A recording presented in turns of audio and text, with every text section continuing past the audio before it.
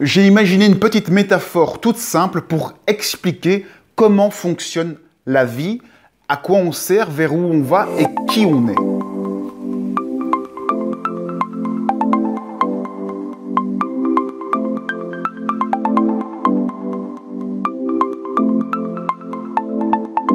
Cette métaphore, c'est la métaphore de l'aspirine. Ici, la métaphore va être très simple.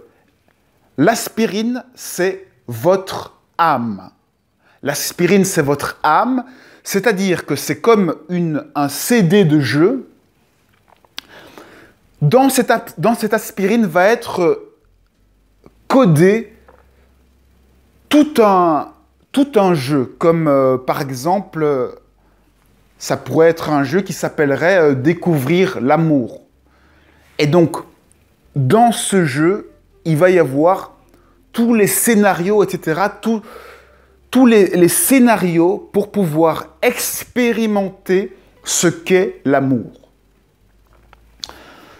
Alors, chacun de nous, évidemment, a sa propre aspirine, a son propre jeu qu'il a choisi.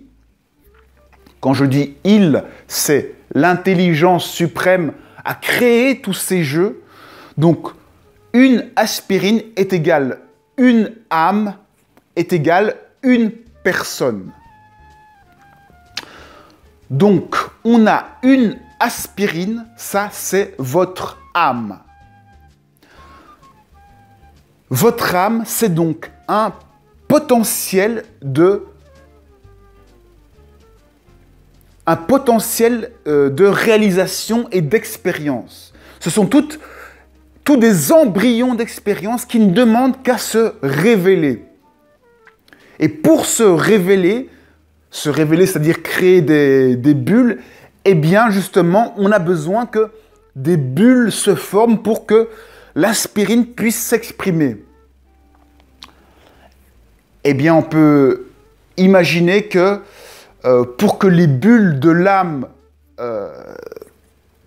apparaissent, eh bien qu'il faille de l'air, de l'oxygène, ou peu importe ce qu'il faut.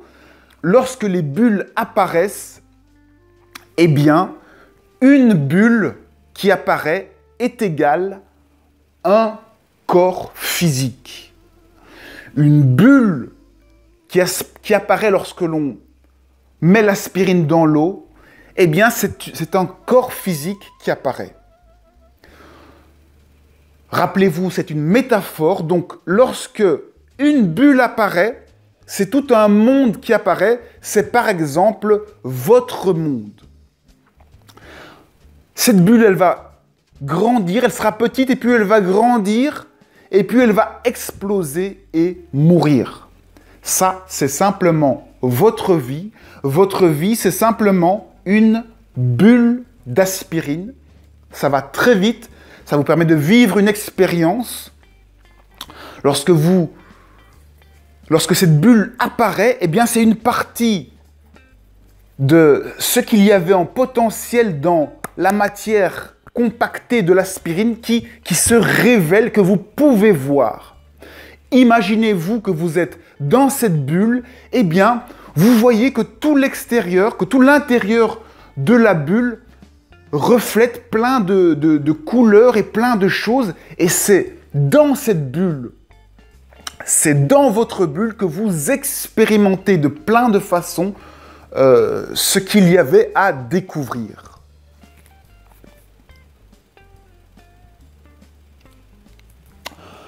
On peut donc répondre à des questions très simples. Qu'est-ce qui se passe lorsque vous mourrez? Eh bien, lorsque l'on meurt, la bulle explose. Ça veut dire quoi? Ça veut dire que le corps physique disparaît, il se dissout dans le vide et reste quoi? Reste l'aspirine. Vous venez pour les légumes? Ok, parfait. Bon, ça a coupé, donc j'espère que je n'aurai pas perdu le fil de l'histoire. Donc, on disait que lorsque la bulle d'aspirine disparaît, eh bien donc, le corps physique meurt, il disparaît dans le vide et reste l'âme, l'âme, c'est toujours les potentiels, c'est qui vous êtes et tout ce que vous avez expérimenté, tout ce que vous avez révélé, eh bien, ça reste enregistré dans l'aspirine. Parce que cette aspirine, plus elle devient petite, plus elle se rend compte de qui elle est, plus elle devient intelligente, plus elle se rapproche du zéro, du vide. Et le vide, c'est l'intelligence pure. Nous sommes ce compactage de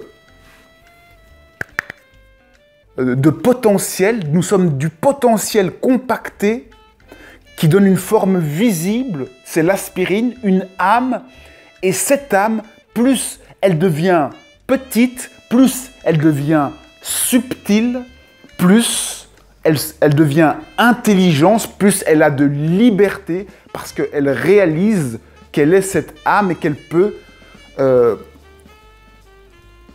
choisir de vivre ses potentiels en étant créatrice de ses potentiels, en réalisant que ce petit bout d'aspirine que l'on est, qui est en train de se dissoudre, eh bien, il peut échanger avec le vide absolu, avec entre guillemets, Dieu, avec notre être supérieur, avec notre moi. Alors, le moi supérieur, c'est justement l'aspirine. Le vide, c'est l'intelligence, c'est le Dieu, c'est ce qui n'a pas de limite. Donc, il y a un lien entre l'onde et la particule. La particule, c'est l'aspirine, l'onde, c'est Dieu.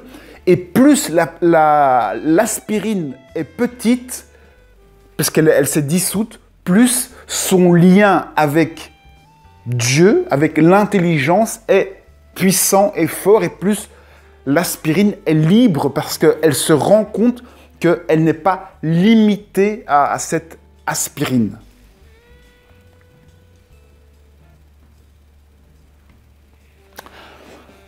Alors, ce qui est beau, c'est que dans le mot aspirine, il y a le mot aspiration. Aspirine, c'est aspirer à. On aspire à, c'est donc du potentiel. Une aspirine, c'est du potentiel. Aspire in, c'est du potentiel in qui est à l'intérieur. Une aspirine, c'est du potentiel qui se révèle petit à petit. Chaque bulle est un corps physique, un être humain. Lorsque l'on meurt, eh bien, le corps disparaît et on crée simplement de nouveaux corps qui émergent de l'aspirine, qui se révèlent, qui sortent de l'aspirine. L'aspirine, c'est de l'énergie pure. De l'énergie pure, ça veut dire quoi? Ça veut dire que ça n'a pas de forme. L'énergie qui est dans l'aspirine, qui est compactée, le potentiel, il n'a pas de forme. Et il a justement besoin des bulles pour donner une forme, pour projeter dans la bulle. Vous savez que quand on voit des bulles, eh bien on voit se projeter tout un décor à 360 degrés. L'aspirine, donc notre âme, a besoin des bulles, de la matière, du corps physique pour pouvoir voir le monde, voir l'énergie qui est compactée et lui donner une forme.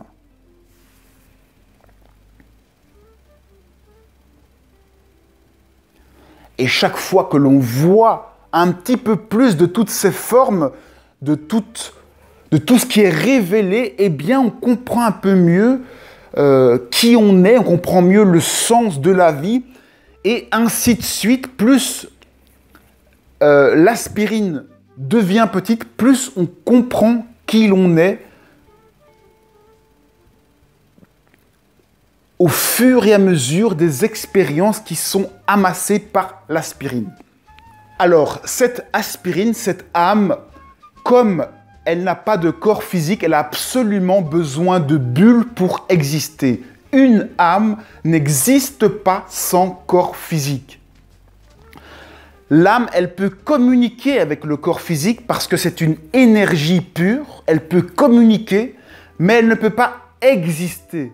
Ce qui rend les choses existantes, c'est le fait de pouvoir les voir, de leur donner une forme. C'est donc les petites bulles qui se dégagent de l'aspirine qui vous permet de voir la forme et ce qu'il y a dans l'aspirine.